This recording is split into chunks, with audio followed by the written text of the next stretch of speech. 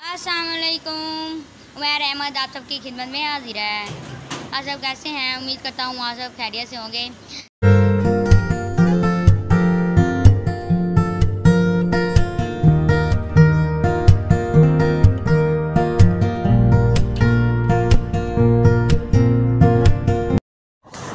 ये गांव की भैंसें, गायें और बकरियां हैं और यहाँ का ऐसा ही माहौल होता है जो कि बहुत ही खूबसूरत लगता है देखने में।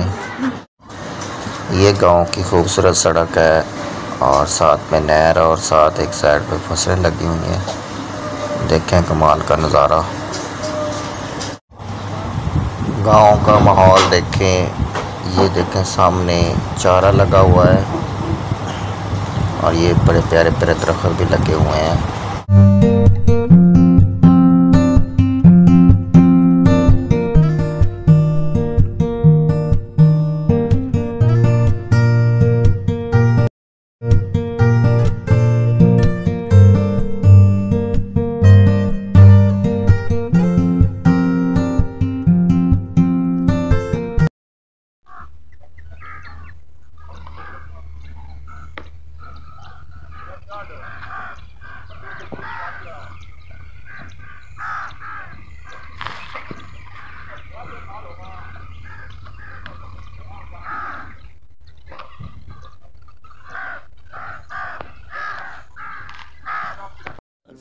अस्सलाम वालेकुम वरहमतुल्लाहि वबरकातुहू।